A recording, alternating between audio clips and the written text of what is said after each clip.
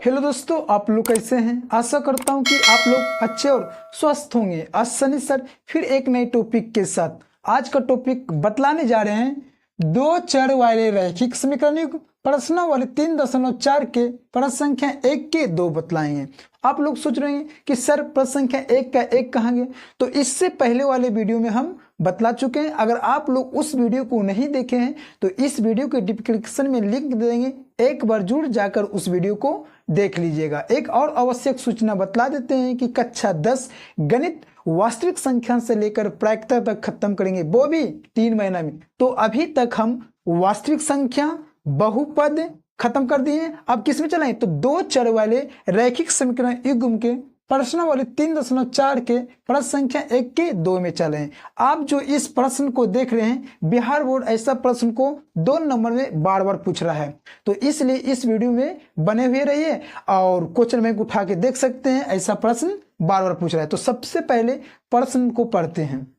बोल रहा है कि निम्न समीकरणों के युग्म को विलोपन विधि तथा प्रतिस्थापन विधि से हल कीजिए, कौन सी विधि अधिक उपयुक्त है। मतलब आपको इस समीकरण को आपको हल करना है, विलोपन विधि से भी हल करना है और प्रतिस्थापन विधि से भी हल करना है। आपको ये देखना है कि सबसे अच्छा विधि कौन है, विलोपन विधि है या प्रतिस्थापन विधि है। तो सबसे पहले हम हल करते हैं विलोपन विधि से।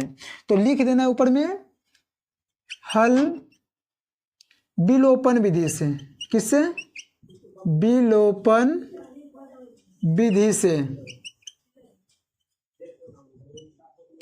विलोपन विधि से देखिए समीकरण 1 है 3x + 4y = 10, समीकरण 1 है।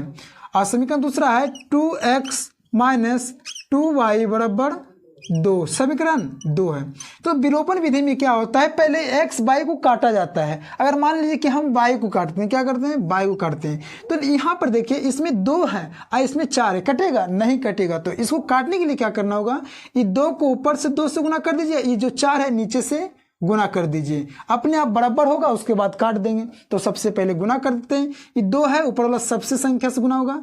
तो 3 दूना 6x + 4 दूना 8y = 10 दूना 20 हो गया। अब देखिए 4 दूना 8x - 4 दूना 8y बराबर कितना हो गया, 4 दूना 8। देखिए प्लस माइनस खत्म हो गया। 8 6 कितना होता है, 14x = 20 और 8 कितना होता है, 28। तो देखिए 14 दूना 28, इसलिए x बराबर कितना आ गया, 2 आ गया, x बराबर 2 हो गया।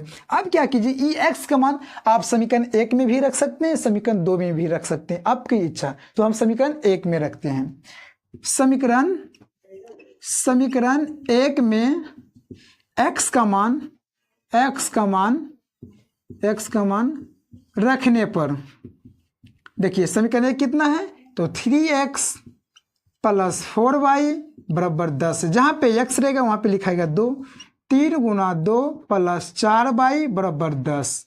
देखिए हो गया 4y = 10, प्लस है इधर गया तो -3 दूना 6। देखिए 4y बराबर हो गया 10 में से 6 गया 4, 4 से 4 खत्म। तो कितना हो गया, इसलिए y बराबर आया कितना, 1। जब विलोपन विधि से निकाले तो x का मान आया 2 और y का मान 1 आया। अब किससे निकालना है, तो प्रतिस्थापन विधि से निकालना है। तो ऊपर में लिख दीजिए प्रतिस्थापन विधि से। देखिए लिख दिए। आप देखिए समीकरण कितना है, 1 लिख दीजिए, कितना है 3x + 4y = 10, समीकरण 1 है। समीकरण दूसरा है 2x - 2y = 2, समीकरण 2। तो प्रतिस्थापन विधि का एक नियम है, आप समीकरण 1 से या 2 से पहले x या y का मान निकालना होगा। तो हम चलते हैं समीकरण 1 से। देखिए समीकरण 1 से ऊपर में लिखना होगा आपको प्रतिस्थापन विधि से।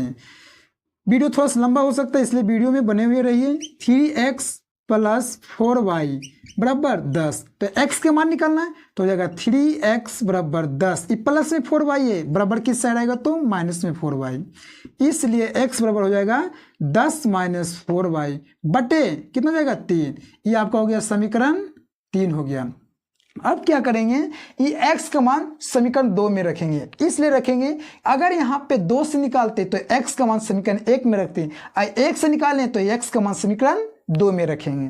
तो लिखना होगा x का मान समीकरण 2 में रखने पर, देखिए समीकरण 2 में रखने पर, तो देखिए x का मान समीकरण 2 में, तो कितना है, 2 कितना है 2x माइनस 2y बराबर कितना हो गया 2 है। अब जहाँ पे x रहेगा वहाँ पे इतना लिखा जाएगा। देखिए यहाँ पे x है तो 2 क्या हो जाएगा 10 माइनस 4y बटे 3 माइनस 2y बराबर 2। गुना कर दीजिए, कितना हो जाएगा 10 दूना 20 माइनस 4 दूना 8y बटे 3 माइनस 2y, इसके नीचे कुछ नहीं तो 1 बराबर 2। अब देखिए 3 1 का एलसीएम लेंगे तो कितना होगा 3 होगा, 3 से 3 खत्म हो जाएगा तो 20 minus 8y, 20 minus 8y minus 1 से भागा देंगे 3 में तो 3 बार में लगेगा तो 3 दूना 6, कितना हो जाएगा, देखिए 3 1 का एलसीएम लिए तो इतना आ गया, माइनस 1 से भागा देंगे 3 बार में तो 3 बार में लगेगा तो 3 दूना कितना हो जाएगा माइनस 6y बराबर कितना है 2। तिरछा तिरछी गुना कर दीजिए, कितना हो जाएगा 20 माइनस 8 कितना हो जाएगा, माइनस माइनस प्लस लेकिन चिक्खा माइनस से में रहेगा, 8 और 6 14y बराबर 3 दूना 6। देखिए माइनस 14y बराबर कितना हो जाएगा 6, ये प्लस में आपका है और इधर आएगा तो माइनस में हो जाएगा। तो देखिए माइनस 14y बराबर 20 में से 16 जाएगा तो माइनस 14, माइनस माइनस खत्म, माइनस माइनस खत्म, 14 खत्म, कितना आ गया y बराबर 1 है। ये y बराबर जो 1 है, y का मान समीकरण 3 में रख देंगे। तो देखिए y का मान समीकरण 3 में रखने पर, देखिए 3 कितना है तो x बराबर है 10 माइनस 4y बटे 3।